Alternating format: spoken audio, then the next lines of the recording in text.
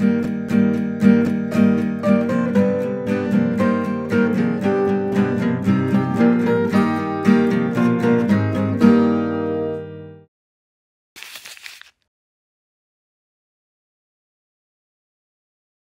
suis Jérémy Dress, auteur de bande dessinée, roman graphique. J'ai été diplômé en 2007, voilà, donc ça fait longtemps.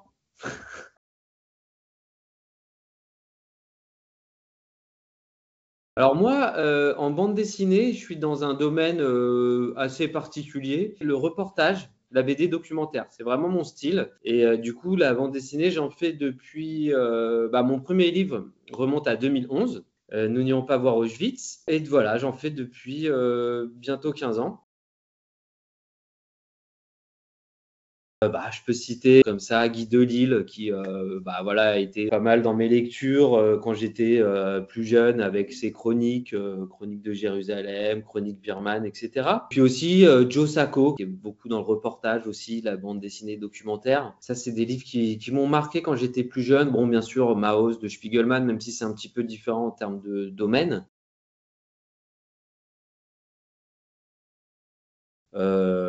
Aujourd'hui, je dois en avoir peut-être 7 ou 8, quelque chose comme ça. Et c'est toujours plus ou moins dans le même genre. Je peux ajouter aussi, pour caractériser un peu la chose, de l'autofiction, parce que dans l'idée, voilà, je me mets en scène dans mes livres. Donc voilà, l'autofiction, c'est quelque chose qui est assez présent. Il y a une dimension, donc, quand on dit reportage journalistique.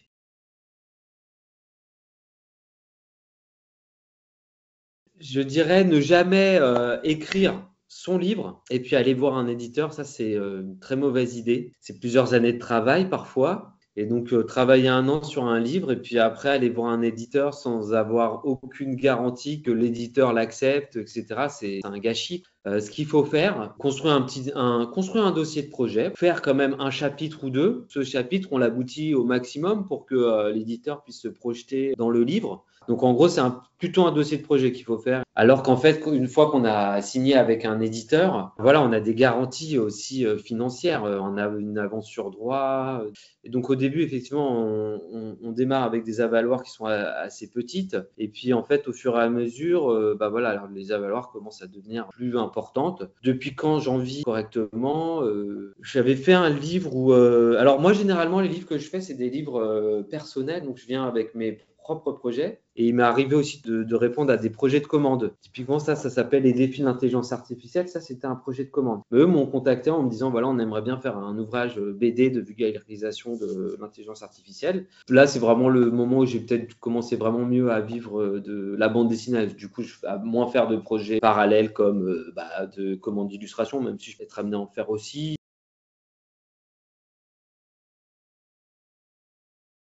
J'ai fait dans une autre maison d'édition un livre sur lequel j'ai travaillé uniquement en tant que scénariste. Ils voulaient faire un livre sur un humanitaire. Et donc, ils avaient cet humanitaire-là. Ils avaient aussi déjà décidé de la dessinatrice. Ils se sont retrouvés un peu coincés parce que ils ont dit à Jean-François Corti, ils lui ont dit, bon, bah voilà, fais-nous le scénario.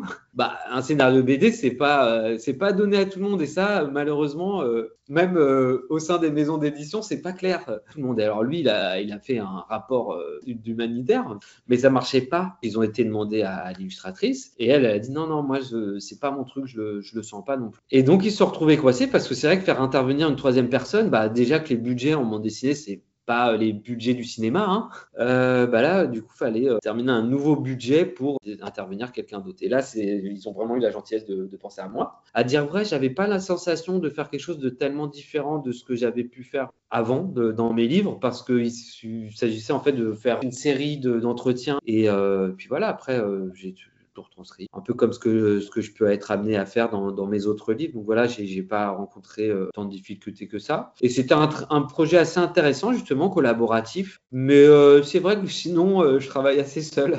C'est aussi beaucoup plus commode pour un éditeur parce qu'il sait que j'arrive, je peux tout faire, y compris la couleur. Du coup, il n'y a pas deuxième, troisième, quatrième personne à faire travailler. Ça m'amène un peu à travailler plutôt seul.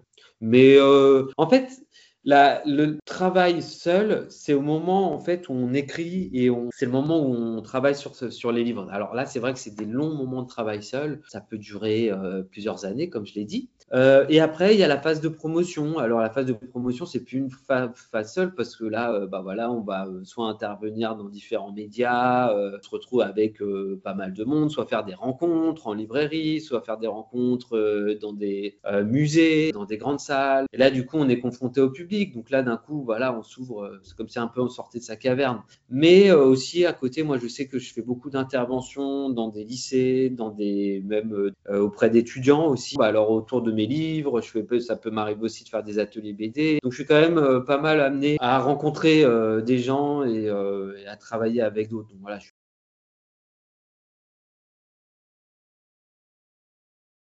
alors moi, c'est assez simple, mais bon, parce que comme je l'ai dit, je suis diplômé de 2007, donc je pourrais pas faire croire que j'ai encore une vie complètement folle de sortie dans des cafés, restos ou autres. J'ai deux filles, j'ai deux enfants, donc ma vie est de ce fait très rythmée. Donc entre le matin où elles sont à l'école et le soir où elles rentrent de l'école, bah, je travaille et puis après, à partir de 18-19 heures, bah, je suis avec mes enfants. Donc, de toute manière, il n'est plus vraiment question de pouvoir se remettre au boulot. Alors, peut-être que je peux le faire quand je suis sur une charrette, j'ai pas du tout le temps et qu'il faut absolument que je finisse quelque chose. Mais sinon, globalement, je travaille entre, on va dire, 9 heures et 18 heures, quelque chose comme ça. C'est même pas moi vraiment qui le décide, quoi.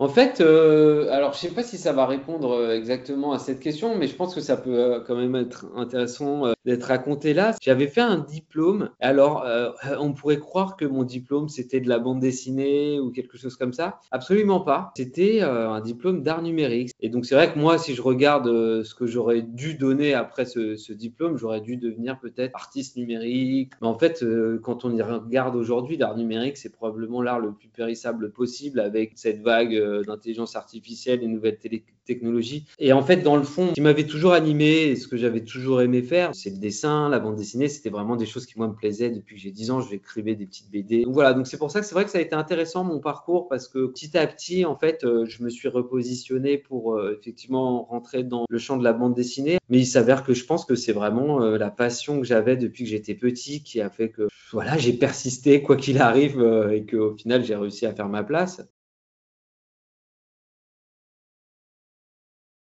C'est un peu un conseil à vous donner. Bah, si la question n'est pas plus précise, je dirais que le conseil, comme ça, c'est qu'effectivement, le diplôme, c'est une étape. Et après, bien sûr, ben, la suite, c'est un long périple dans lequel il va se passer plein de choses. Ça va être des choses qui vont pas être faciles. Effectivement, ça fait écho d'ailleurs je crois, à un échange que j'avais eu avec Olivier Fonser, où c'est vrai que je lui disais que j'avais souvenir qu'il nous disait, non, mais travaillez parce que les études, c'est cool. Mais après, vous allez voir, ça va être vraiment dur. Et c'est vrai que à l'époque, je dis bah non, celle-là, c'est que c'est dur déjà. Et donc j'avais du mal à croire que ça pouvait être plus dur après. Et en fait, bah si. Bon, c'est démoralisant alors.